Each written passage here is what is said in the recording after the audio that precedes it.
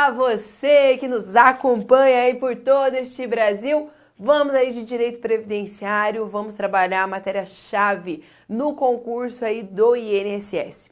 Então nós vamos trabalhar com foco no último concurso, no último edital, com a última banca.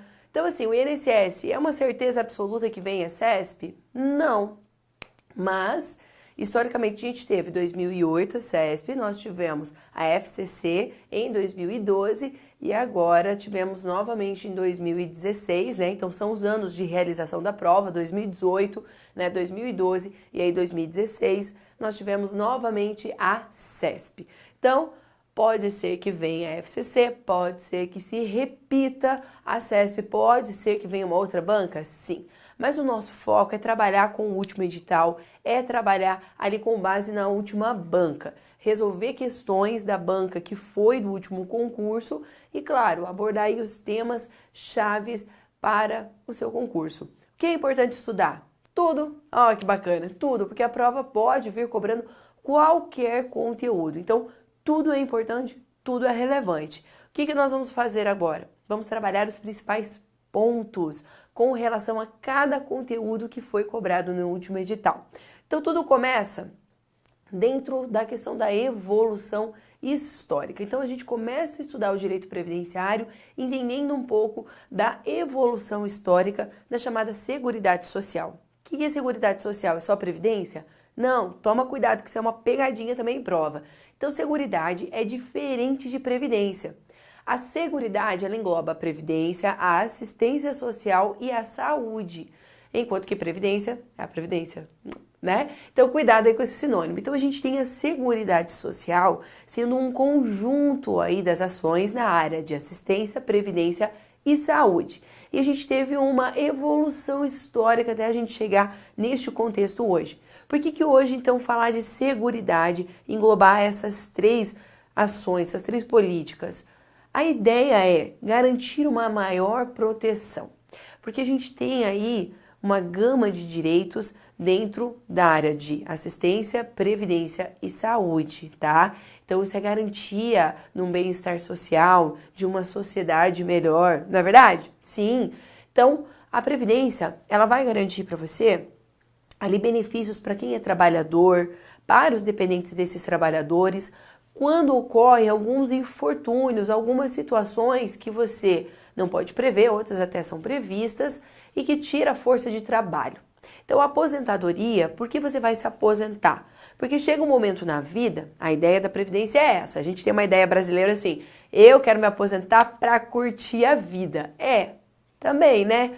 Mas a ideia principal de Previdência é, você não tem mais a força que você tinha quando jovem. Então você chega numa certa idade, você tá ali com os seus, hoje para a Previdência, né? Mais aí de 60, 65 anos, e você hoje não tem mais força laborativa do que você tinha lá com 20. Então a nossa capacidade vai diminuindo, você vai ficando mais cansado. É que nem você ir pra balada, você tem um pique quando você tem 20 anos, né? Você vai, você amanhece, você vai trabalhar feliz, forte, é ou não é? Lembra da tua época de faculdade, muitas vezes você tinha que trabalhar o dia inteiro, você ia pra gandaia na noite, levantava cedo, ia pra festa. Quando você chega nos 30, nos 40, já não rola mais não, já não aguenta mais tanto assim não. Aí você vai uma vez, um final de semana assim, nossa, você saiu sábado, domingo, você já tem que ficar o dia inteiro descansando, que você não aguenta mais. Então, é a mesma coisa com relação ao trabalho, chega um tempo que a pessoa já começa a ficar muito mais cansada, é mais cansativo. Então, chega o momento da aposentadoria. Mas pode acontecer também um acidente, uma tragédia aí no meio do caminho, e você também não conseguir mais trabalhar. Deus o livre, mas pode acontecer, então vem dar essa proteção. Saúde, nem se fale como é importante, né? Então, hoje eu estou com uma bela voz graças à saúde, né? Então a gente tem problemas de saúde, né? Corriqueiros, mais tranquilinhos, outras às vezes já não é tão tranquilinho. Então o Estado ele tem que garantir a qualidade de vida, a saúde e até mesmo a prevenção de doenças, ok? Então, E assistência, né? Falando rapidamente também da assistência social, claro, a assistência social, ela vai garantir aí a questão dos necessitados, né? Então a gente vai acolher as pessoas que estão em estado de miserabilidade, que precisam deste amparo do Estado. Então, para entender aonde surge, vem todo esse contexto de previdência, assistência e saúde. Vamos às épocas mais remotas aí do mundo, voltando às aulas de história. Então, vamos primeiro num contexto mundial para a gente trazer aqui para o Brasil. No mundo, o que acontece? O Brasil, ele é novinho, né? Perto da Europa, nós somos criança, somos novinhos, né? Estamos aí nos 500 anos, enquanto a Europa já tem muito mais tempo do que nós. Então, nós somos novinhos, nós estamos caminhando ainda muito. Na Europa é que vieram muitas revoluções que trouxeram reflexos aqui para o Brasil, tá? Então, o que a gente tem na Europa? A gente tem, primeiramente, olhando lá, vamos lembrar das épocas lá, 1200 e pouco, né? Épocas bem remotas, aonde a gente tinha reis reinando de forma absoluta. Hoje nós temos ainda no mundo a monarquia? Sim, mas é um pouquinho diferente do que era, né? Então antes o rei, ele mandava de forma absoluta. Então eu era rei. Se eu não gostasse de alguém, manda matar. Por que você está mandando matar? Porque eu não gostei. Acabou. Olha, gostei daquela terra lá, daquele cantinho. Vou pegar aquela terra lá e vou dar de presente para um chegadinho meu. Não tem problema. Eu sou rei, eu mando, eu faço. E as pessoas começaram assim, pera lá. Ele pode tudo, faz tudo. E aí começou a surgir um pouco de freio. Então, as pessoas começam a impor sua vontade, começam a se unir. O povo começa a se unir e vê que eles unidos têm muito mais poder que um só. E aí começam diversas lutas para garantia de direitos fundamentais, que a gente conhece por direitos fundamentais aí dentro da nossa Constituição. Então, vem também de lutas aí dos direitos humanos. Então, a gente vem trazendo toda uma luta aí da população para garantia de direitos civis, políticos, direitos sociais. Aqui a gente engloba a questão previdenciária, de assistência, a questão de saúde. Então, a gente vem aí numa luta, né, para garantir esses direitos que a gente tem hoje. A gente ainda tem muito para melhorar, muito para evoluir, tá? Então, o Brasil, o que acontece no Brasil? O Brasil é descoberto, né, lá nos seus 1500. Aí a gente vem um momento de colônia, então Portugal manda aqui. E nós não tínhamos trabalhadores, correto? Nós tínhamos escravos, uma triste realidade na nossa história, né? Então foi aí um pedaço negro da nossa história. Alguém se preocupava com as condições de trabalho? Ninguém se preocupava. Então, se falava em previdência, ninguém se preocupava. Por isso, falar em previdência é algo tão recente, porque o Brasil, infelizmente, por muito tempo se utilizou de mão de obra escrava e não assalariada. Somente a partir do momento que o mundo começa a ter uma mão de obra assalariada, a gente começa a pensar em direitos trabalhistas, a gente começa, na sequência dos direitos trabalhistas, pensar na questão de proteção previdenciária. A proteção aos necessitados, ela vem um pouco anterior, tá?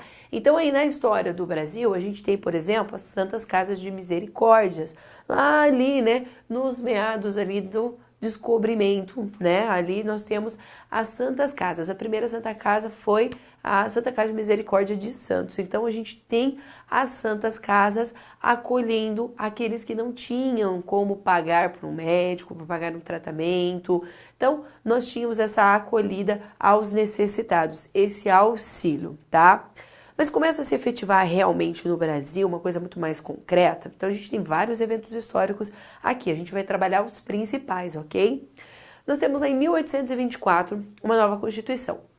O que estava acontecendo no Brasil nessa época? 1822, declarada a independência. Então nós somos agora independentes de Portugal. Agora nós temos uma nova Constituição. E essa Constituição, ela prevê os chamados socorros públicos. Só assim. Fala, ó, o Estado vai garantir socorros públicos.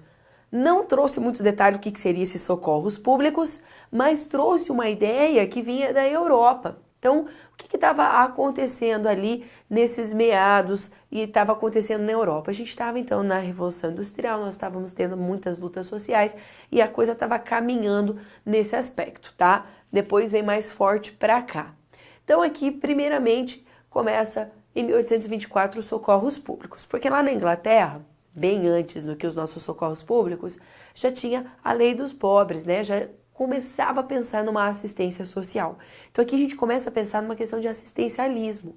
Opa, acolher os pobres. Então o Estado vem trazendo aí, olha, eu sou responsável também por dar um amparo aos pobres. Isso vem muito forte com o cristianismo também. Então, como nós éramos cristãos, nós tínhamos muito forte o cristianismo também nessa época no mundo e aqui no Brasil, agora que estava perdendo um pouco mais de força no mundo também.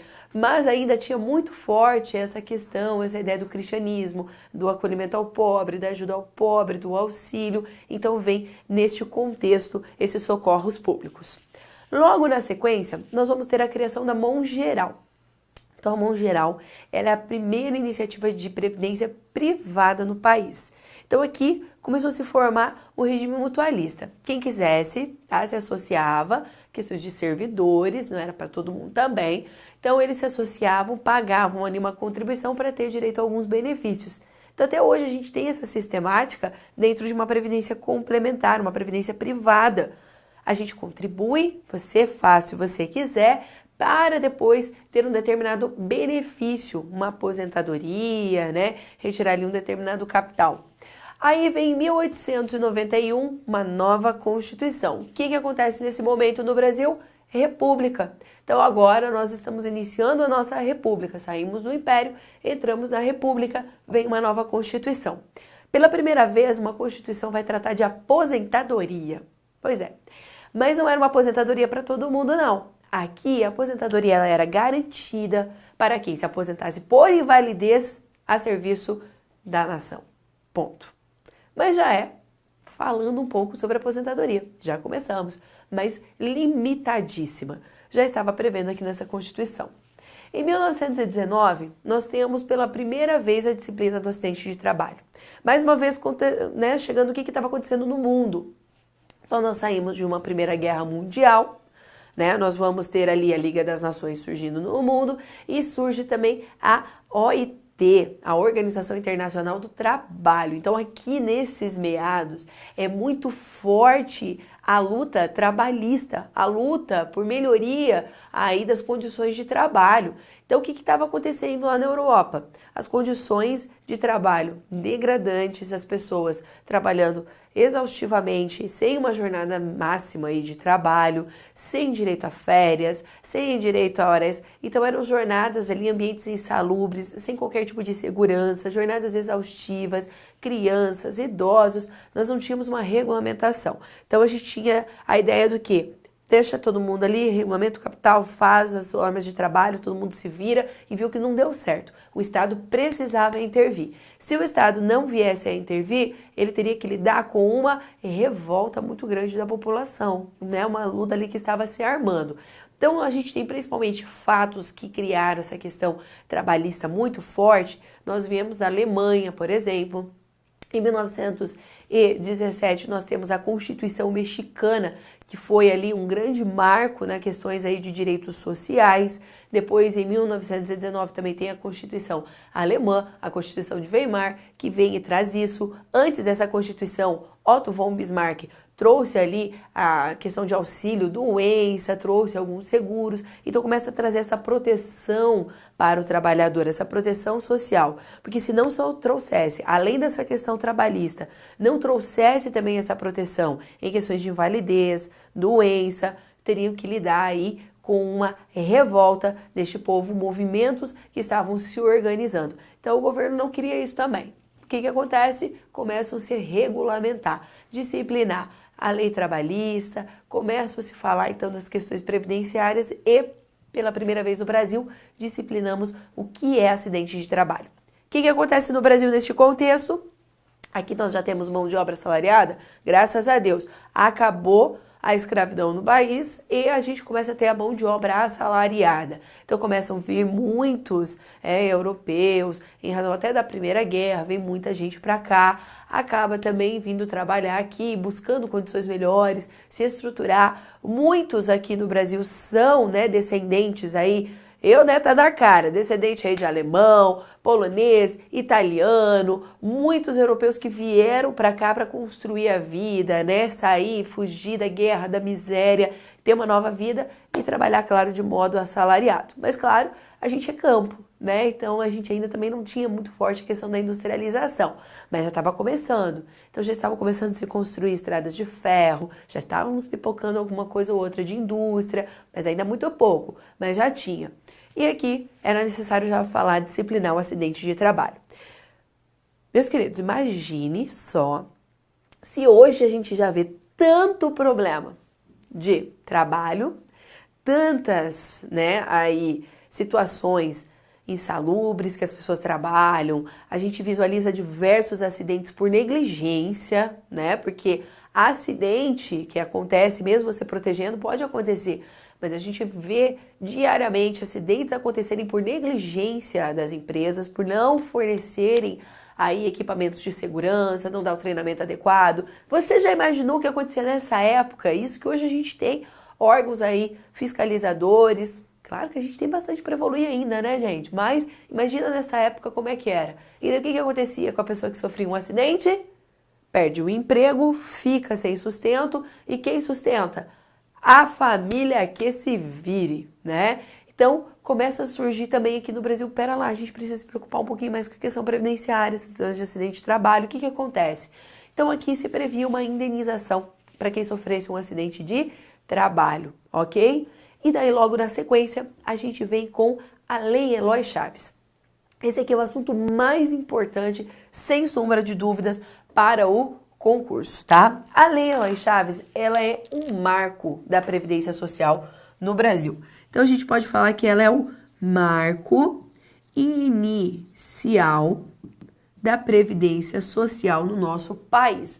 Tanto que a data da publicação da lei, que é 24 de janeiro, é até hoje comemorada quando é aniversário do INSS. Então, até hoje se comemora o aniversário da Previdência no dia 24 de janeiro, que foi a data da publicação da lei, 24 de janeiro de 1923.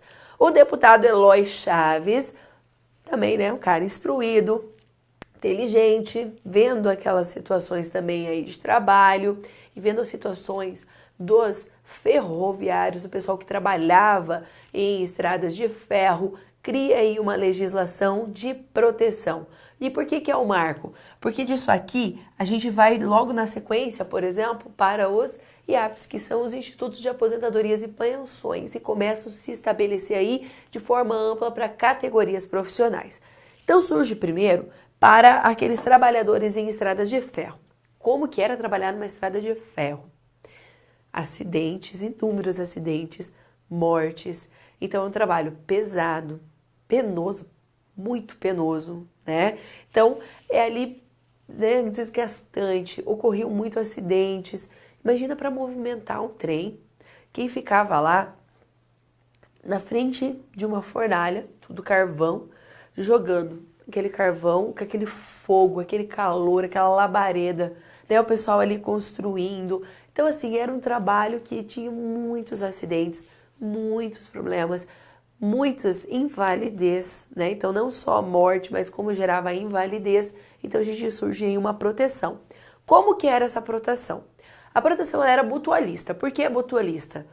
É só empresa e empregados, só. A gente não envolvia o Estado ainda na contribuição. O Estado veio depois, tá? Então, como é que funcionava? Aqui surgiu as chamadas CAPs. O que são essas CAPs? São caixas de aposentadorias e pensões. Como que funcionavam essas caixas de aposentadorias e pensões? Aqui eu tenho a empresa, tá? A empresa era quem administrava essa caixa de aposentadorias e pensões. Então, aqui nós vamos ter vários empregados. Esses empregados estavam ligados a essa caixa na empresa, tinha contribuição, a empresa também fazia contribuição, fazia administração. Se esse aqui viesse a falecer, por exemplo, era pago uma indenização para a viúva ali, né, seus dependentes, pagava-se uma indenização em razão do seu falecimento. Então, dava um amparo para a família. E também cobria casos de invalidez, tá? Então, se criou benefícios, colocou as regras e deixou a cargo das empresas, ó. Então, cada empresa vai ter que estabelecer a sua caixa de aposentadorias e pensões e pagar uma indenização aos seus empregados. Quem contribui para isso funcionar? Os seus empregados e, claro, a empresa. O Estado não contribuía. O Estado colocou as regras, fiscalizava, acabou. E aí ficava a administração a cargo da empresa. Surgindo as CAPs, então isso aqui não tinha ainda gerência pública. Toma cuidado, tá? Isso já foi questão, não tinha. Então as CAPs elas eram organizadas aí de forma mútua dentro aí das empresas. Quando surgem os institutos de aposentadorias e pensões? A partir da década de 30, sendo o primeiro em 1933, que foi o Instituto de Aposentadorias e Pensões dos Marítimos, isso começa a ganhar uma escala maior. E agora a gente começa a organizar por categorias profissionais. Então, primeiro a gente pensou nos ferroviários. E essa ideia das CAPs surgem os institutos de aposentadorias e pensões. Então surge primeiro dos marítimos, e depois vai ter dos comerciários e depois vão indo para outras categorias profissionais. Aí o que acontece? Logo em sequência, vem uma nova Constituição e começa uma nova organização. Esses institutos de aposentadorias e pensões foram surgindo na década de 30, década de 40, década de 50, então foram surgindo diversos institutos. Em 1934, a Constituição veio e falou o seguinte, agora nós iremos participar também do pagamento. Então, o Estado também vai contribuir para garantir aposentadorias e pensões. Então, agora o Estado também passa a contribuir, beleza? Então, esse aqui é o custeio tríplice. Por que o custeio tríplice? E até hoje é assim. Porque aqui quem faz o custeio, porque esse sistema não é barato, né? Então, manter todo o sistema de seguridade, manter previdência não é barato. Qual é a principal fonte que a gente vai buscar? No Estado, vamos ter as contribuições dos empregadores e vamos ter a contribuição dos trabalhadores. E até hoje nós vamos ter essa sistemática funcionando, ok? Aí vamos dar um pulo no tempo e vamos para 1960. Ele não aconteceu mais nada no meio do caminho? Aconteceu, mas a gente vai trabalhar só os principais pontos, ok? Bom, 1960 nós temos a LOPS, Lei Orgânica da Previdência Social. A Lei Orgânica da Previdência Social, ela unificou a legislação. Então nós tínhamos várias leis, vários regulamentos, juntamos tudo num só e criamos uma lei. Esses são os beneficiários, esses são os benefícios que são pagos dentro da Previdência Social. E daí, logo na sequência, a gente vai unir todos esses institutos de aposentadorias e pensões que foram criados a partir da década de 30, são unidos em um único instituto, o INPS. Então, em 1966, é publicada a lei, aí em 67 instituído, o INPS, até hoje famoso, né, pelas filas gigantes do INPS. Então, o Instituto Nacional de Previdência Social foi criado e instituiu um único órgão, a unificação administrativa. Bom, surgindo aqui, passando do INPS, que ficou muito famoso até hoje, né, os mais antigos chamam do INPS, vamos para 1972. Como funcionava também? Por muito tempo, tá? O Instituto Nacional, a gente não tinha uma abrangência tão grande também de categorias profissionais, tá?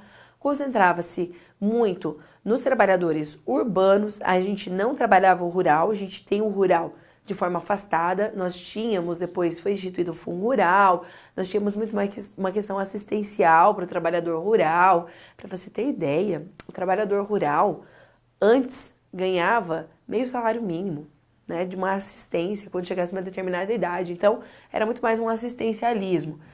E só em 1972, só para você ter ideia como foi, não era todos tão contemplados assim, só em 72 o empregado doméstico vem a fazer parte aí como um segurado obrigatório dentro do INPS, ok? Nós tivemos a lei instituído, né, o emprego doméstico, trazendo regras para o trabalho doméstico, também só em 1972, recente, né? Em 1977, nós temos o Simpaz. Então, o que foi decidido? Vamos organizar em um sistema nacional as ações na área de previdência e assistência social. E aí surge o Simpaz. O Simpaz, nós vamos ter diversos órgãos que tem um esqueminha, tá? Eles formam a palavra difícil para os órgãos que faziam parte do Simpaz. Então, nós temos o DATAPREV, que é o único que está até hoje aí, né, atuante, o INPS, temos o FUNABEM, temos o IAPAS, temos o SEMI, temos o INAMPS e temos a LBA, tá? Então, eles faziam parte do Simpaz. O único que está atuante até hoje, DATAPREV, tá? Que é o órgão de processamento de dados aí da Previdência. O INPS era o órgão responsável pela concessão e manutenção de benefícios previdenciários.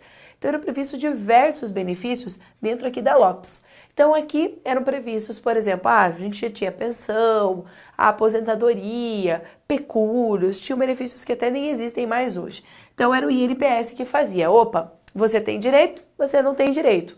Vamos manter? Não vamos. Era esse órgão que fazia toda essa sistemática. O FUNABEM era a Fundação Nacional de Bem-Estar do Menor. Então, aqui a gente não tinha o ECA ainda.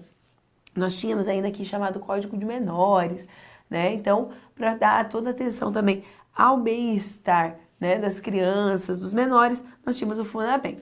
O IAPAS era o órgão arrecadador. Então, aqui era onde se fazia a arrecadação de contribuições que eram devidos aí para o sistema, tá? Então, órgão de administração aí com relação a custeio, fiscalização. Tínhamos o SEMI, que era a Central de Medicamentos, tínhamos o INAMPS, que era de saúde, até mesmo hoje os mais antigos, né? A pessoa andava com aquela carteirinha no bolso, surrada, porque se você fosse trabalhador, precisasse de atendimento médico, não tinha o SUS ainda aqui, nós tínhamos o INAMPS e tínhamos a Legião Brasileira de Assistência. Então você vê só, aqui no Simpaz a gente já tinha ações envolvendo previdência, assistência, saúde, então a gente já tinha essa preocupação aqui em 1977. Aí damos um pulo no tempo, a principal também, nossa Constituição atual. Em 1988, promulgada a nossa atual Constituição. Uma Constituição social, uma Constituição preocupada com esse bem-estar social. Então, em 1988, surge finalmente a nossa Seguridade Social. É aqui que vai surgir o SUS, Sistema Único de Saúde. Aqui a gente vai unificar também as ações na área de assistência, e é por isso que também vão depois, a década de 90, extinguindo todos os órgãos aqui, porque agora a gente tem a Seguridade, não tem mais por que ter o Simpaz, então não precisa mais ter a LBA, a gente tem o SUAS, a gente tem o Sistema Único de Assistência, não tem mais por que ter o INAMPS, nós temos o SUS de saúde para todo mundo. Nós não precisamos ter o SEMI também, mas a Central de Medicamentos, nós temos a questão do SUS também, nós não precisamos mais ter o FUNABEM e o INPS e o IAPAS. Em 1990, formam o INSS. Então, nós vamos ter uma fusão do INPS com o IAPAS para formar o INSS, o Instituto Nacional do Seguro Social. Então, em um único órgão agora, a gente faz a arrecadação, fiscalização de contribuições, faz a concessão e manutenção de benefícios previdenciários. Tudo no INSS em 1990, ok? Aí na sequência também nós vamos ter as leis, que é a base do estudo do direito previdenciário. A Lei 8.212, que é o plano de custeio, e a Lei 8.213, que é o plano de benefícios. Foram publicadas em 1991. Estão aí vigentes até hoje e é objeto do nosso estudo do direito previdenciário, quando a gente fala de regime geral, ok? Aí, na sequência, nós vamos, 10 anos depois, temos uma reforma. Então, emenda constitucional, nós tivemos várias reformas previdenciárias. Então, se fala muito hoje em questões de reforma previdenciária, mas a gente já tem a reforma previdenciária antes. Então, a previdência, ela muda constantemente.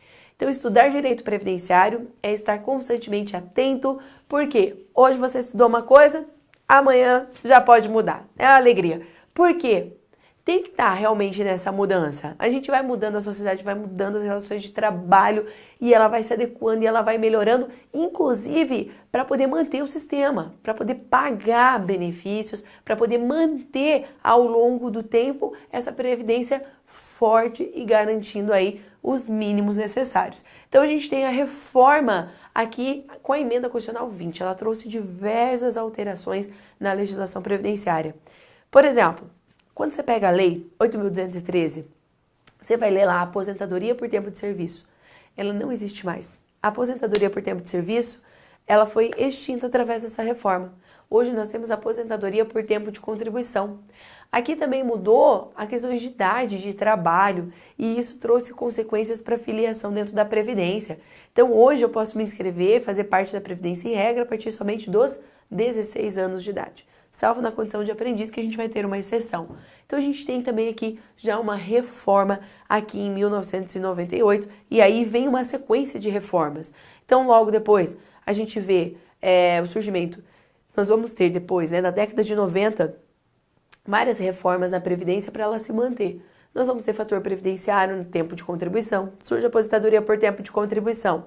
Para evitar que as pessoas se aposentem muito cedo, surge o chamado fator previdenciário, que é aí uma fórmula aplicada nesta aposentadoria para que aquele que vai se aposentar muito cedo vai ter uma perda de valor. Então, quer se aposentar cedo? Você sabe que você vai perder um pouco o valor. Se você esperar um pouquinho mais, contribuir um pouquinho mais, você vai ter aí um benefício um pouquinho melhor. Então, veio essa reforma na sequência, tá? Então, a gente teve muitas mudanças.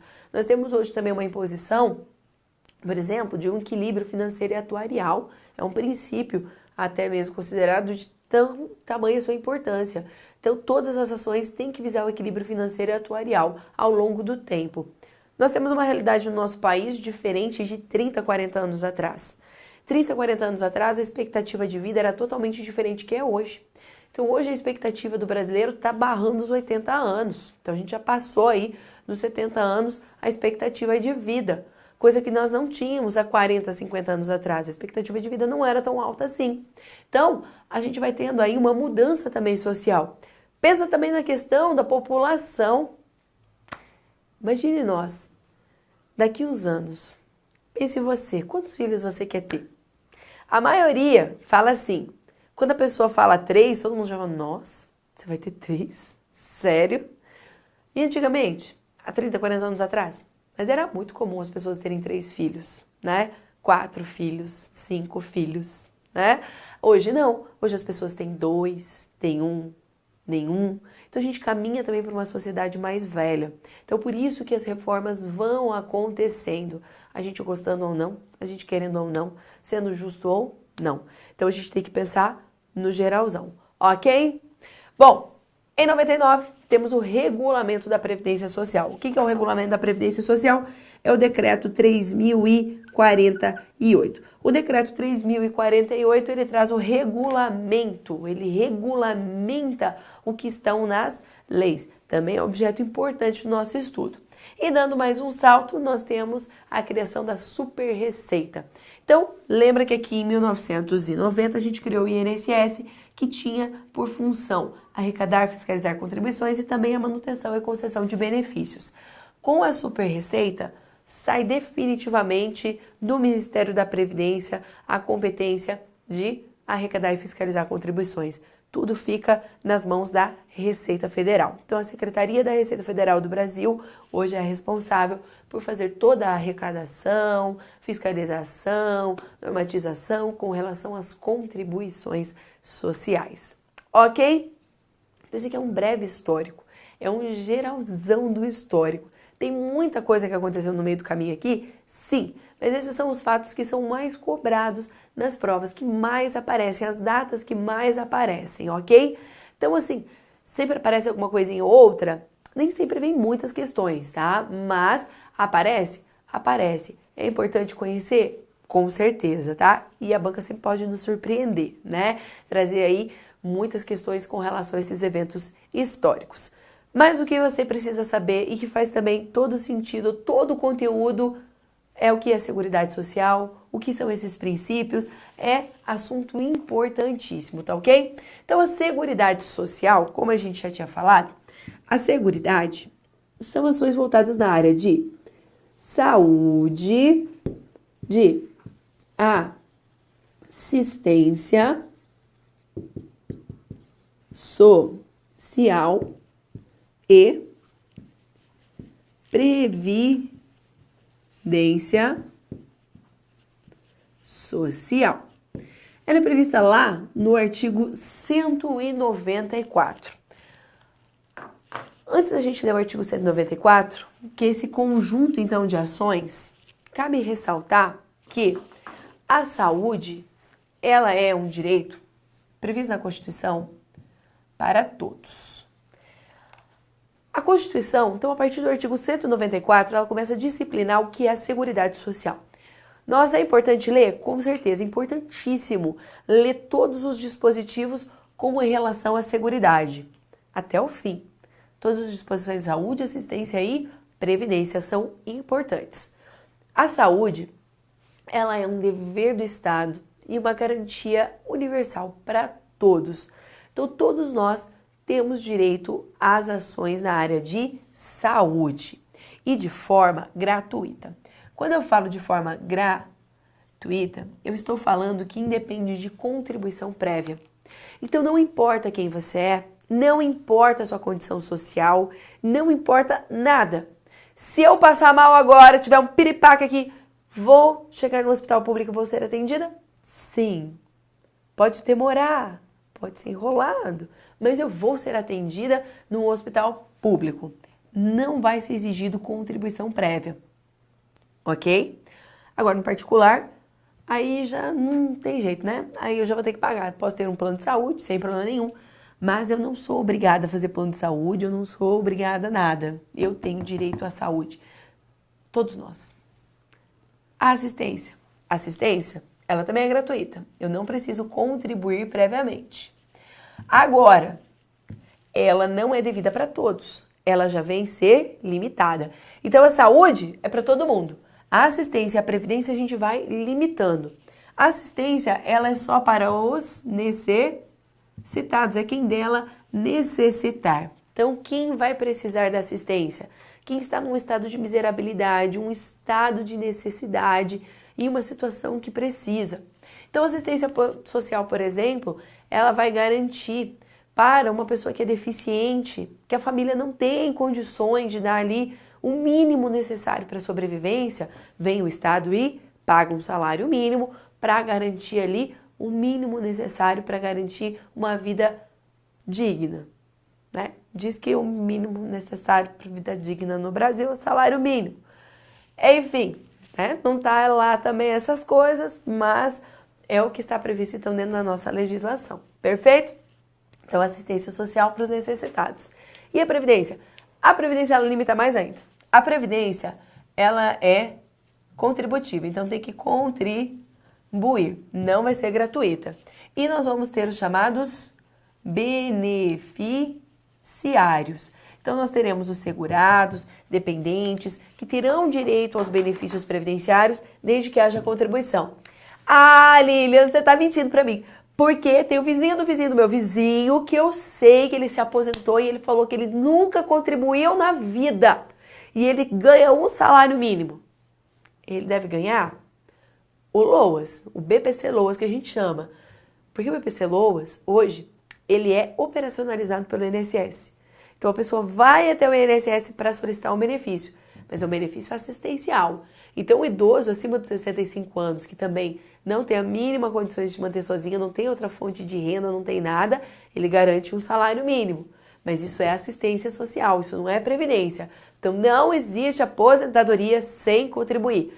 Ah, mas eu conheço também o filho da vizinha, é deficiente, ele se aposentou porque ele nasceu deficiente. Não existe. Tem que ter contribuição prévia, ok? Então, se ele ganha alguma coisa, ele ganha da assistência, não da previdência. A previdência eu tenho que contribuir, eu tenho que ter outros requisitos, ok? E, claro, nós vamos trabalhar os princípios. Mas antes da gente trabalhar os princípios, bora ali na tela e vamos dar uma lida no artigo 194, que cai muito o conceito do artigo 194. Vamos lá para a tela. Olha lá o que dispõe o artigo 194 da Constituição. Fala para nós que a Seguridade Social compreende um conjunto integrado de ações de iniciativa dos poderes públicos e da sociedade destinadas a assegurar os direitos relativos à saúde, à previdência e assistência. Por mais bobo que pareça, isso aqui cai muito esse artigo 194, ok? Então, cuidado. E cuidado também, porque às vezes eles mudam a palavra seguridade por previdência, tá? Aí vem no parágrafo único e fala o seguinte: parágrafo único. Compete ao poder público, nos termos da lei, organizar a Seguridade Social com base nos seguintes objetivos. Olha lá. Objetivos, eles são sinônimos de princípios, ok? Então, a banca pode pedir para você objetivos ou princípios. É a mesma coisa. Aí vem e fala para nós a universalidade da cobertura e do atendimento, a uniformidade e equivalência dos benefícios e serviços às populações urbanas e rurais, a seletividade e distributividade na prestação dos benefícios e serviços, a irredutibilidade do valor dos benefícios, a equidade na forma de participação no custeio, a diversidade da base de financiamento e o caráter democrático e descentralizado da administração, mediante a gestão quadripartite, com participação dos trabalhadores, dos empregadores, dos aposentados e do governo nos órgãos colegiados. Então, olhe lá, nós temos uma série de princípios e objetivos dentro aí das ações na área de Seguridade Social. Para você não esquecer, tem o esqueminha do SICUDEU, tá? Então, lembra da palavra, ó, SICUDEU são os princípios que estão aí regendo aí a Seguridade Social. Então vamos trabalhar aí os principais pontos de cada um desses princípios, ó. A gente fala de seletividade e distributividade muito junto também da universalidade da cobertura e do atendimento, tá? Então, primeiro eu vou falar desse, a universalidade da cobertura e do atendimento. A universalidade da cobertura quer dizer que eu vou cobrir todos os riscos e vou também atender a todas as pessoas. Então eu vou trazer aí um atendimento para todas as pessoas, vou trazer uma cobertura de todos os riscos sociais, todos os infortúnios que as pessoas podem sofrer e que podem tirar a sua capacidade laborativa. Então, todo mundo, então vamos pensar, um infortúnio, a doença tira a tua capacidade laborativa, dependendo do grau, dependendo de que doença, eu não posso trabalhar, então eu consigo atender essas pessoas dentro da saúde. Todo mundo, a saúde eu consigo realmente atender a todos. As outras eu vou trazendo as limitações que a própria Constituição, que a própria legislação vem trazendo para nós também, tá? Mas a ideia é a seguridade, só que eu tô falando de saúde, assistência e previdência. A seguridade, ela cobre todos os riscos e atende todas as pessoas. Quem consegue fazer isso legal, atendimento geral? Para a saúde, tá? As outras vão ter as limitações que seguem na lei. Mas atendendo inclusive essa universalidade de atendimento, dentro da Previdência Social nós vamos ter a figura do segurado facultativo. A pessoa que nem precisa contribuir, não é obrigada a fazer parte do sistema, mas pode aderir para um dia ter aposentadoria, ter benefícios, caso aí preencha os requisitos. Aí nós vamos ter a seletividade e distributividade. Beleza, a gente tem que atender todo mundo, cobrir todo mundo, é legal. Mas não tem como, né? Recursos aí são escassos. Então eu preciso selecionar quais benefícios, quem eu vou atender e vou distribuir para esses. Vou fazer chegar para estes benefícios e serviços. Então imagina aqui a seletividade, tá? Aqui na Previdência, a gente vê, por exemplo, isso aqui ocorrendo no salário família. O salário família e auxílio reclusão são benefícios que são devidos para segurados de baixa renda. Então, quando eu falo de baixa renda, eu estou selecionando. Eu estou selecionando alguns só. Não dá para pagar para todo mundo. Então, a gente vai pagar só para esses de baixa renda. A distributividade ela vem com uma consequência, que eu vou fazer chegar a esses estados. Como que eu vou realmente distribuir, efetivar isso. Então, o exemplo que é mais fácil de entender aqui é pensar na questão da saúde, né? Eu preciso garantir saúde para as pessoas. Então, aonde que o poder público constrói um hospital? Ele sempre vai ter que fazer esse estudo. Como que eu vou fazer para chegar à saúde para aquela população? Então, quando ele vai construir um hospital, ele vai pensar nisso, na questão de distributividade, né? Prestação para aquela, né, um tratamento, uma referência, por exemplo, tratamento para queimaduras, né? Então, vou fazer um hospital para tratamento de queimaduras. Então, vou selecionar uma região de fácil acesso, aonde várias pessoas possam ter acesso. Então, isso é garantir a distributividade, tá? A irredutibilidade do valor dos benefícios. Cuidado, já apareceu a irredutibilidade de serviços. Aqui é só dos benefícios, é só de valor. O que é benefício, o que é serviço, Lília? Benefício é prestação pecuniária, o que eu pago ali. Pago aposentadoria, pago LOAS, pago serviço. É uma prestação, é algo que você não vai receber em dinheiro. Você vai ter uma prestação de serviço. A saúde, efetivamente, ela é um serviço, né? Então, você vai lá no posto de saúde, você não vai ganhar cinquentão, né? Você vai ter um serviço, vai ter uma consulta, vai ter uma análise médica, fazer exames. Isso é serviço. O que não pode ter redutibilidade é do valor dos benefícios. Essa redutibilidade, ela é de valor nominal. Inicialmente concedido, a gente vai ter que manter. O caráter democrático e descentralizado, ele gera bastante confusão, tá? Por quê? Toma cuidado. Olha o esqueminha aqui. Quando eu falo de gestão administrativa, eu estou falando de quadripartite.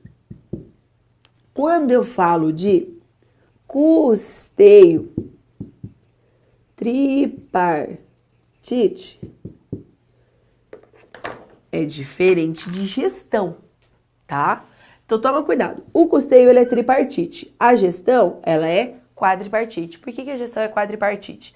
Nós temos o princípio então do caráter democrático e descentralizado da administração em órgãos colegiados com a participação de aposentados, do Estado, de trabalhadores e empregadores. Então, nós temos 4 aqui na gestão administrativa.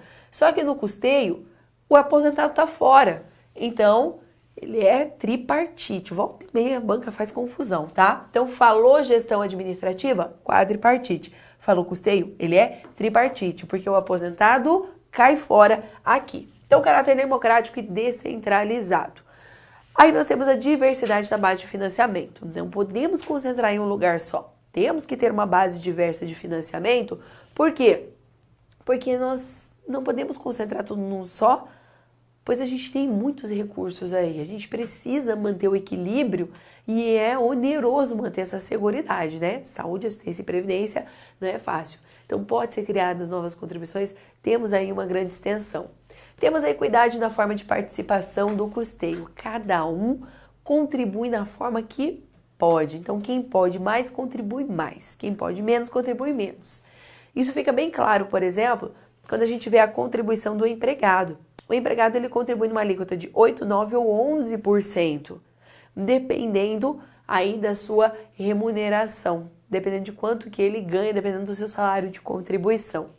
E daí nós temos finalmente a uniformidade e equivalência de benefícios e serviços para as populações urbanas e rurais. Porque ocorria aquilo que eu falei antes. Um trabalhador rural, ele ficava numa questão de assistencialismo. Ganhava ali menos que o salário mínimo, enquanto que o trabalhador urbano pelo menos era garantido um salário mínimo. Então quando eu falo de uniformidade e equivalência, eu estou falando o seguinte, se pelo menos o mínimo de benefício, o valor mínimo para pagamento de benefícios na Previdência Social é um salário mínimo para o trabalhador urbano, isso também tem que ser garantido para o trabalhador rural. É isso que a Constituição veio trazer essa uniformidade e equivalência. Não ficar colocando ali o trabalhador rural no assistencialismo e nessa diferenciação. Não, então tem que ter garantidas mínimas aí para ambos. Não precisa ser tudo igual para ambos, mas a gente vai garantir esses mínimos. Então, a gente tem que ter essa uniformidade e equivalência, ok? Então fique super atento aqui com relação aos princípios. Como que eles aparecem? Às vezes aparecem só mudando a palavra aqui, coloca irredutibilidade dos serviços, ou coloca a redutibilidade, muda a universalidade na distributividade, só muda essas coisinhas, ou traz assim, explicando, tá? Então a CESP ela tem muito costume também de trazer uma questão conceitual com relação a estes princípios, ok? Então, fique atento aí no Gerazão com esses princípios. Mas esses princípios que a gente trabalhou são chamados princípios expressos. Dentro aqui ainda a gente tem os chamados princípios implícitos. Os princípios implícitos são aqueles princípios que estão também na lei, mas não está escrito lá, são objetivos, tá? São chamados princípios implícitos, eles são considerados princípios dada a importância dessa legislação. Vamos voltar lá para a tela, que a gente vai ler onde que estão esses princípios implícitos. Então, me acompanha lá na tela. Então, o artigo 195 fala o seguinte: a Seguridade Social será financiada por toda a sociedade, de forma direta ou indireta, nos termos da lei, mediante recursos provenientes dos orçamentos da União, dos Estados, do Distrito Federal e dos municípios, e das seguintes contribuições sociais. Então, para no caput. Então, o que vem dizer esse artigo 195? Ele vem trazer um dos princípios gerais dentro aqui da questão da seguridade, que é o princípio da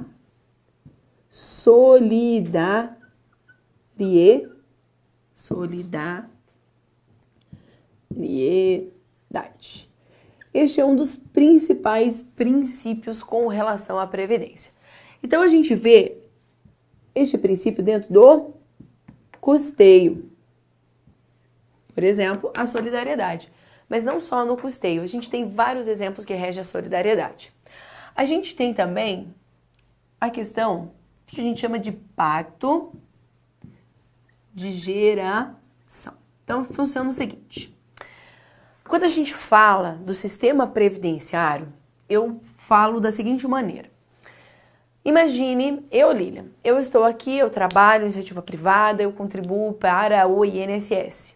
Então, eu vou contribuir ao longo de anos e quando chegar o tempo eu vou me aposentar. Então, eu contribuí por anos e anos e anos. Chego lá na frente, aí quando eu recebo minha aposentadoria, eu olho assim, nossa, pensei que eu ia ganhar uns 5 mil, vou ganhar uns 3. Nossa, tanto tempo que eu contribuí, uma vida inteira de trabalho para ganhar só isso. Você já ouviu essa frase, não ouviu? Você já ouviu? Se você conhece alguém que é aposentado pelo INSS, você não deve ter ouvido a pessoa falar assim, nossa, tô super feliz que a aposentadoria foi justíssima. Não. Por quê? Porque existe esse pacto de geração, essa solidariedade.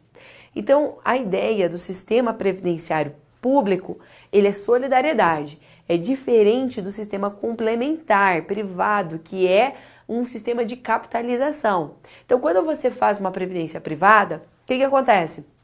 Você contribui durante 40 anos e você sabe que daí você vai ter 1 milhão, 2 milhões lá para você retirar ou receber em benefícios. Então você faz uma poupança, você faz uma programação. Isso não acontece no sistema previdenciário. E outro detalhe, nem tudo que você ganha, você contribui. Então, principalmente o empregado, nem todas as verbas que você ganha entram na sua contribuição. Tem muitas verbas que você ganha como empregado que você não vai contribuir. Então, isso que causa assim um negócio, nossa, eu contribuí por tanto tempo. Mas é que uma geração contribui para outra. A gente tem esse sistema de solidariedade. Assim como acontece também de um benefício, por exemplo, uma pessoa trabalhar 20 dias, sofrer um acidente gravíssimo, ficar completamente inválida e se aposentar. Se ela ficar recebendo durante 5, 10, 20 anos, ela vai receber a aposentadoria. Enquanto ela viver, ela vai receber a aposentadoria. Enquanto ela permanece inválida, ela recebe a aposentadoria. Porque a gente tem esse sistema de solidariedade. Isso não acontece no sistema de capitalização. Então, se você contribuiu 5 anos, ficou inválido, você vai conseguir retirar ali, né, pagando taxas, administração, o que você fez, o bolinho que você fez. A Previdência, você pode muitas vezes receber um pouco menos do que você efetivamente pagou, bem como você pode receber mais do que você efetivamente pagou. Então, isso que é a solidariedade. Então, todo mundo contribui para esse sistema funcionar, mesmo que indiretamente todo mundo paga, todo mundo contribui aí com relação à Previdência Social Pública, ok? Então, é um sistema baseado na solidariedade. É em razão dessa solidariedade também que, não muito tempo, o Supremo Tribunal Federal entendeu que não é devida a chamada desaposentação. Então, desaposentação era um tema muito discutido na questão previdenciária. O que era essa desaposentação, Lilian? Me aposento por tempo de contribuição, continuo contribuindo. Trabalho mais 10 anos depois de aposentada. Aí toda a contribuição que eu fiz para a Previdência Social, eu quero agora utilizar para melhorar o valor da minha aposentadoria. Agora eu quero parar definitivamente. Então eu pedi a desaposentação, isso era só judicial que acontecia, fazia um novo cálculo e uma nova concessão do benefício. O Supremo falou que isso não tem sentido, porque nós temos um sistema de solidariedade. Ele falou, até que a lei venha a ser alterada, isso não pode ser viável, porque nós temos um sistema de solidariedade.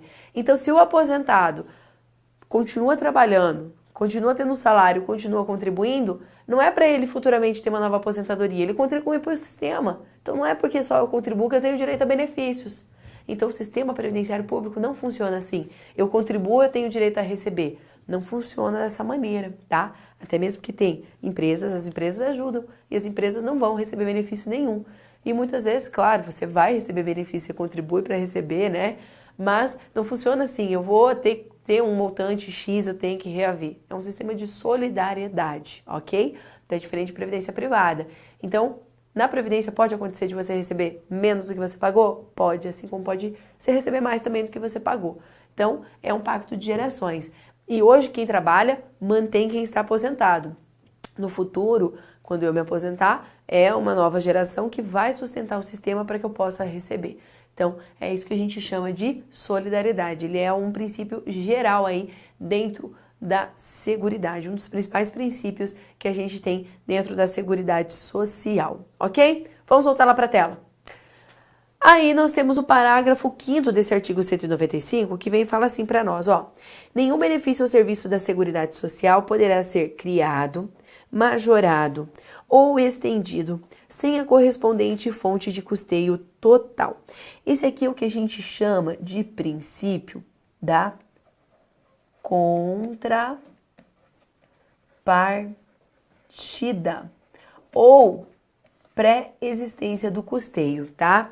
Então, a previdência, a seguridade, a assistência, a saúde, a seguridade, para criar um novo benefício, para majorar ou estender, tem que ter uma fonte de custeio prévio e total. Às vezes a pegadinha é colocar parcial, né? Ou é só na área de previdência. Não, é saúde, assistência e previdência, seguridade como um todo, tem que ter essa fonte de custeio prévio total. Não pode se criar um benefício, que senão isso coloca em risco todo o sistema. Voltando lá, temos o parágrafo 6º. As contribuições sociais de que trata esse artigo só poderão ser exigidos decorridos 90 dias da data da publicação da lei que as houver instituído ou modificado, não sendo aplicado o disposto no artigo 153B. O que é esse princípio aqui? Vem para cá também. Vamos explicar um pouquinho sobre o chamado princípio da noventena. Então, esse aqui é o da noventena. Ou também chamado de anterioridade nonagesimal, tá? O que significa isso aqui? A ideia geral, que está prevista lá no artigo 150 da Constituição, em questões de tributos, é eu crio num ano e cobro no outro. Isso se chama anterioridade, tá? Ou anterioridade do exercício financeiro. Então, se a banca simplesmente falar só anterioridade, tá falando do exercício financeiro, tá? Então, tem que trazer o noventena, tem que ser anterioridade nonagesimal, tem que trazer a ideia do nonagesimal, do noventena. Senão, tá falando da regra geral. Qual que é a regra geral? Quando, então, tem aumento de impostos, né, num determinado ano. Então, em 2017, por exemplo, aumentam, né, o legislativo trouxe aumentos, criou novos tributos, mas eles vão ser cobrados somente no ano de 2018. Então, o exercício financeiro anterior a 2018. Qual que é o exercício financeiro? 2018. É esse exercício que a gente vai cobrar. Mas a gente cria no exercício financeiro anterior, lá em 2017. Para a contribuição social, a gente não precisa criar em 2017 para cobrar em 2018. Pode criar em 2018? Pode. Só tem que respeitar o prazo de 90 dias contados da publicação publicação da lei. Então, só tem que respeitar o prazo de 90 dias da data da publicação da lei. Ponto. A gente não precisa respeitar a anterioridade. Não precisa respeitar a anterioridade do exercício financeiro. Outro princípio implícito que aparece direto. Vamos lá para a tela? Aí vem o parágrafo 9º e fala para nós o seguinte: as contribuições sociais previstas no inciso 1º do caput desse artigo poderão ter alíquotas, tá? Ou bases aí de cálculo diferenciadas em razão de atividade econômica, da utilização intensiva de mão de obra, do porte da empresa ou condição estrutural do mercado de trabalho. Então, grava isso aqui, ó, alíquotas ou bases de cálculo diferenciadas. E quais são essas contribuições? Então, vamos trabalhar isso aqui agora. Olha lá. O que está determinado aqui? Então, esse aqui é o que a gente chama da regrinha do PACU, para você não esquecer. Então, quais contribuições? As contribuições que tem por base aquelas de folhas de salário, as contribuições sobre lucro e as contribuições sobre receita ou faturamento, elas poderão então ter bases ou alíquotas. Então a gente pode ter base ou alíquota diferenciada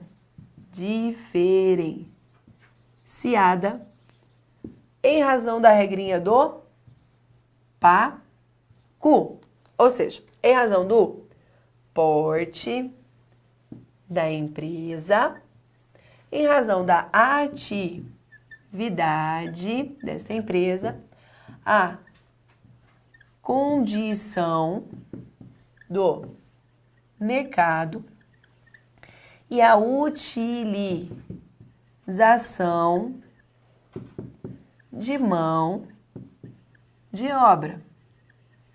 Então, nós temos porte da empresa, atividade, condição do mercado e utilização de mão de obra.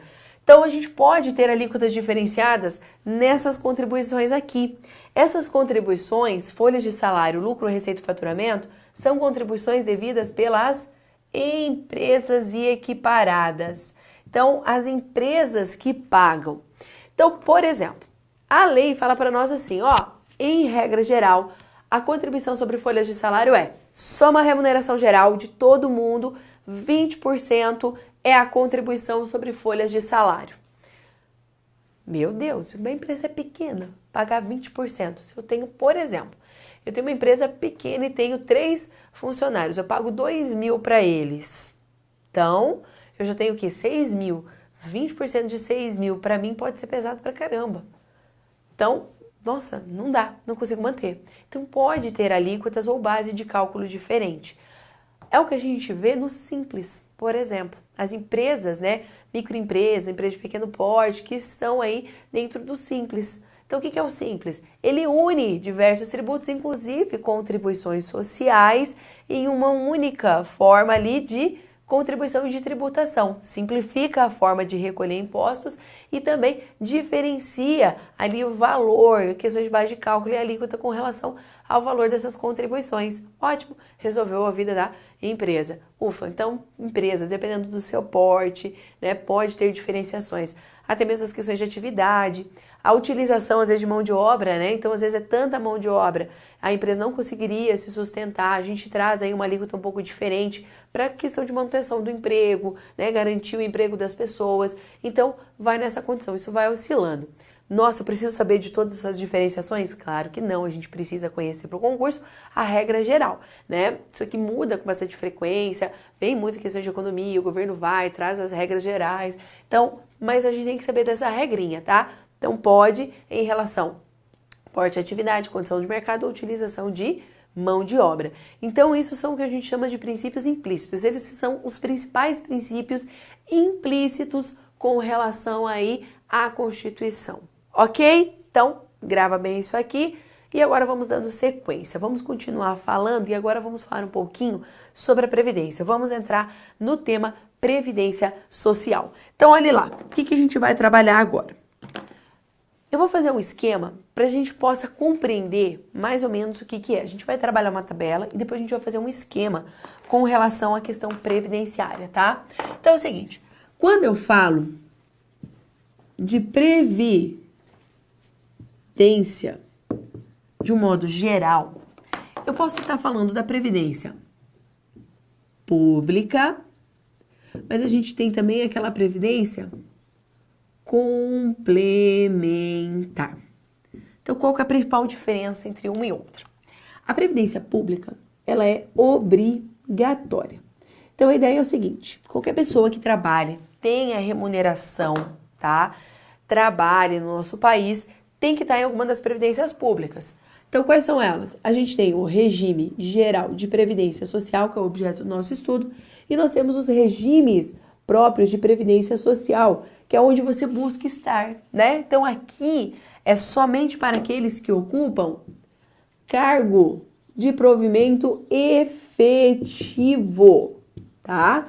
Porque quando a gente pensa em um servidor público, a gente pode ter o cargo em comissão, não é verdade? A gente tem o cargo efetivo.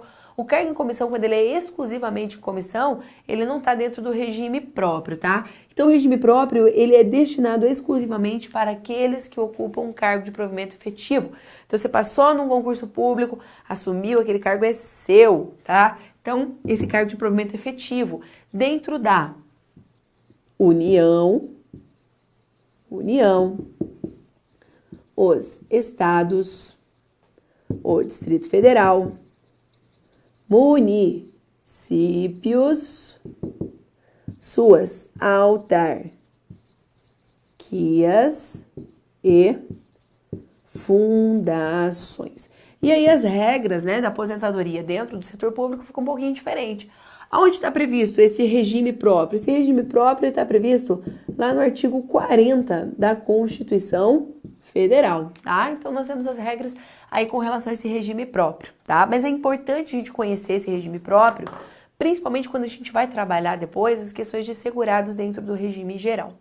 O regime geral, como já falei, ele é geral. Então, quem não tá aqui, vai estar tudo para cá, tá? Inclusive os empregados públicos, os cargos em comissão, aquele pessoal que é contratado de forma temporária, vai estar tudo aqui. Então, ele é um regime abrangente. Quem está fora de um regime próprio, o regime geral abraça. Então, você vai fazer parte deste regime geral.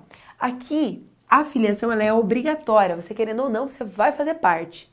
Aqui, diferente, ela tem natureza, filiação facultativa. Você faz se você quiser.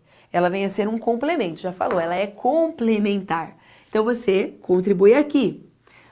Dentro do regime geral, a gente falou, hoje tem um teto. Então, ninguém vai ganhar acima desse teto. Então, uma pessoa que ganhe por mês, por exemplo, 15 mil reais, ela vai ficar muito infeliz quando ela vier se aposentar se ela não fizer uma complementar, se ela não pensar num plano B para sua aposentadoria. Porque o INSS não vai pagar 15 mil, ela não vai contribuir sobre 15 mil e ela não vai receber 15 mil. Então, ela tem que pensar em uma alternativa. Essa complementar existe também dentro do setor público, tá? Então, hoje nós também tivemos algumas reformas dentro de regimes próprios, né? Então, alguns regimes também já possuem aí o seu teto e a previdência complementar também, tá? Então, a União tem, os estados hoje, todos os estados têm também, tá? Distrito Federal, municípios, nem todos os municípios possuem um regime próprio. Então, quando o regime é pequeno, né, o município tem poucos servidores, acaba também não tendo um regime próprio. Mas a Constituição aí está prevendo um regime próprio, diferenciado para quem é servidor ocupante de cargo de provimento efetivo. Senão, tá todo mundo dentro do regime geral, ok? Aí eu trouxe uma tabelinha para a gente falar um pouquinho dessa organização e daí a gente começar a trabalhar o regime geral, que é o objeto do nosso estudo. Então vamos lá para a tela. Olha lá na tela a tabelinha, tá? Então só para que vocês tenham uma compreensão do que é essa questão de regimes de previdência. Então nós temos o regime geral de previdência social, cuja administração é realizada pelo INSS. Então quem entra aqui? Todos os trabalhadores de iniciativa privada, aqueles servidores comissionados de forma exclusiva, tá? Então, aqui eu faço um adendo, tem que ser exclusiva. exclusivo aqui. Se ele tiver vinculado a regime próprio, ele fica fora. Também servidores temporários, empregados públicos e aqueles que não possuem um regime próprio. Então, um município que não possui regime próprio, os seus servidores estarão filiados obrigatoriamente ao INSS. Então, a ideia é, ninguém que trabalha fica fora. Já os regimes próprios, nós vamos ter a União, os municípios, o Distrito Federal e vai ser os ocupantes de cargo de provimento efetivo. O regime complementar oficial, nós vamos ter através da União, Estados, Municípios e Distrito Federal que os criarem para aqueles também ocupantes de cargo de provimento efetivo. E nós vamos ter o regime complementar próprio ou privado, que são os fundos de previdência privada, que são bancos, seguradoras, em regime aberto ou fechado. O que é regime aberto ou fechado? É quando aberto qualquer pessoa pode fazer parte, fechado é para um grupo de pessoas. Então, por exemplo, a OAB possui um regime complementar fechado, só para os advogados. E aqui é para quem interessar, porque esses aqui, lembra, a filiação ela é facultativa. Para cá, a filiação ela é obrigatória, ok? Então, nós temos aqui um pouco de regras aqui. O regime complementar, tá? Ele é facultativo, mas o Estado interfere também nele. Então, você faz um contrato, você faz facultativo, mas o Estado fiscaliza para ver se está tudo de acordo, se está tudo certinho, né? Se as regras estão sendo obedecidas, ok? Agora, vou fazer um esquemão geral para você ter uma ideia do que é o regime geral de previdência social. Então vamos trabalhar ali rapidão o que é esse regime de previdência social e daí a gente começa a trabalhar depois as questões dos beneficiários, tá? Desse regime. Então o que é o regime geral? O regime geral de previdência social. Como a gente já viu, ele é administrado, operacionalizado pelo INSS, certo? Então, o INSS é o órgão que faz a administração. Ele vai ver quem que é segurado, quem tem direito a benefícios, concessões, tudo certinho. Quem vai ter acesso à Previdência Social são os chamados beneficiários. Os beneficiários, a gente divide eles em segurados e em dependentes. Além de beneficiários, os segurados, eles são contribuintes. Então, os segurados, eles também contribuem, tá? E os dependentes, eles possuem uma ligação econômica com esses segurados, de forma presumida ou devendo comprovar essa filiação, essa vinculação econômica que eles têm, tá? Então, os dependentes, eles possuem uma vinculação econômica com os segurados. Na falta do segurado, o dependente recebe, tá? O benefício. Que benefício que ele recebe? Então, os dependentes, eles têm direito a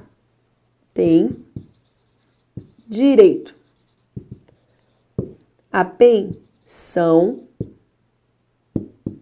e o auxílio reclusão. Então, são os dois benefícios que os dependentes têm direito, tá?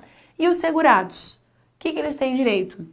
Os segurados, aqui eu vou puxar, vamos puxando para cá. Os segurados, eles têm direito a aposentadorias, tem direito ao auxílio doença, tem direito ao auxílio acidente, tem direito aos salários, que a gente tem o salário família e o salário maternidade, tá? Então, as aposentadorias, nós temos idade, tempo de contribuição, invalidez especial, tá? Nós temos auxílio doença, temos auxílio acidente, temos o salário família, o salário maternidade, que são aí benefícios que são devidos, então, para quem é segurado. Enquanto os dependentes, eles vão ter direito à pensão, auxílio reclusão. Por quê? Porque o segurado falta agora no sustento da família em razão de morte ou em razão de reclusão, de prisão, ok? Senão, aí vem os segurados recebendo esses benefícios. E quem contribui é o segurado. Se o segurado não contribuir, não preencher os requisitos, os dependentes, consequentemente, não recebem benefícios. E quem são esses segurados? Os segurados, por sua vez, nós vamos dividi-lo em segurados obrigatórios e nós teremos os chamados segurados facultativos. Os segurados obrigatórios, a gente tem os seguintes: os empregados, os empregados domésticos, os contribuintes individuais. Teremos também o trabalhador avulso,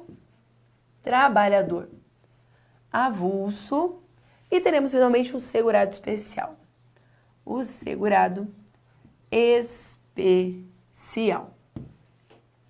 E quem é o facultativo? O facultativo é aquele que não é segurado obrigatório,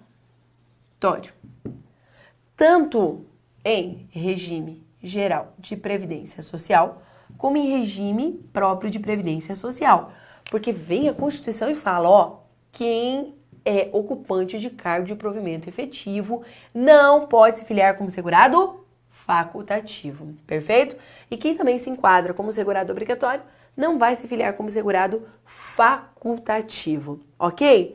Então, o regime geral, o que ele vai fazer? Nós vamos ter os beneficiários, eles têm que contribuir previamente. Quem são os beneficiários? Os segurados são os seus dependentes.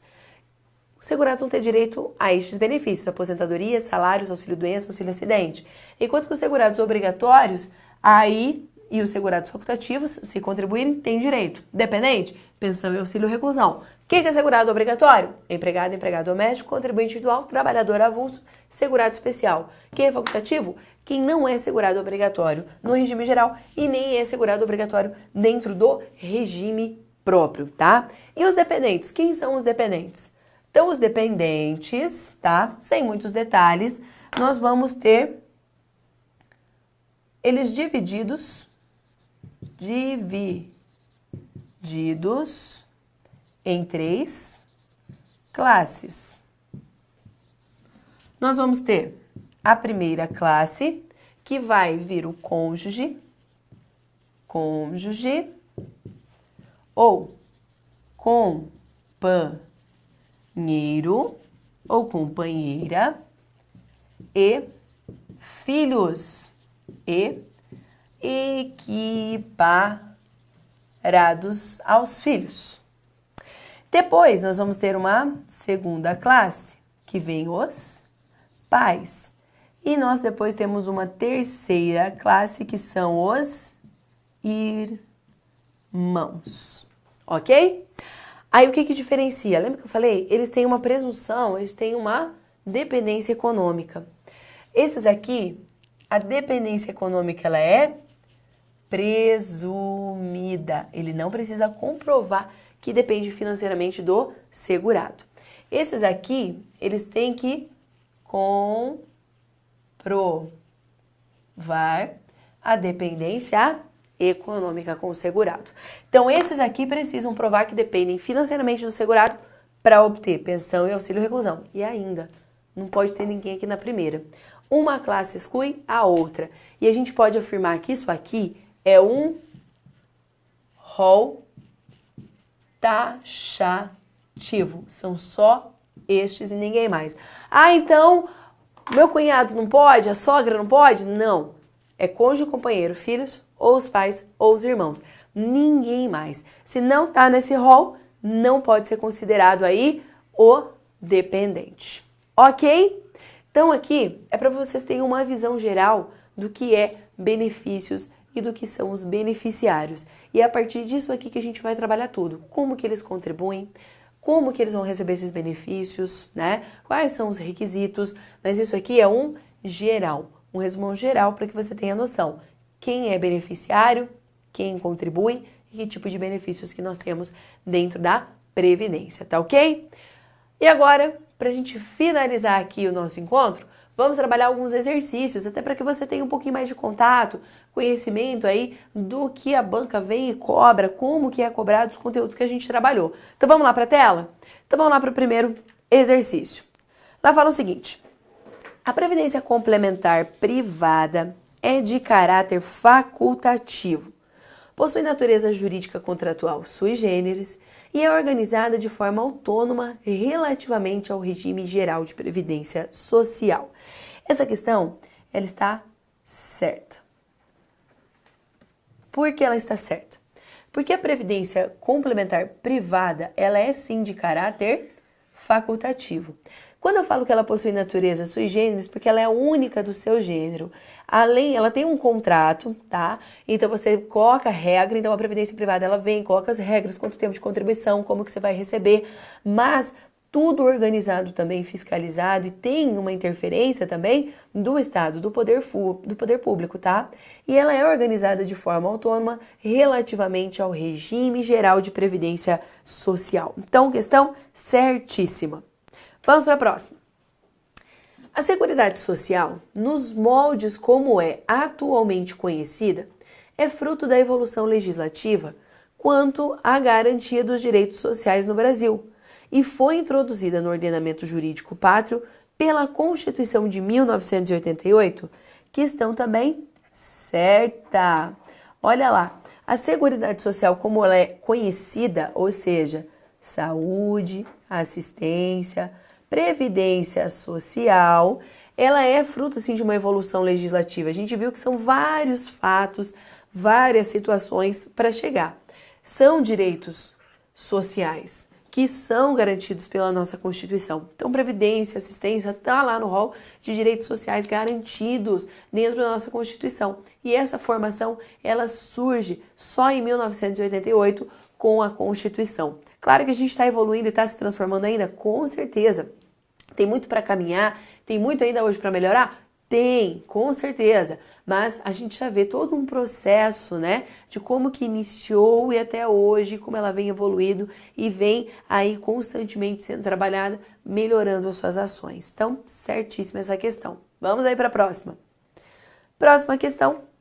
A Seguridade Social visa garantir direitos relativos à saúde, à previdência e à assistência social.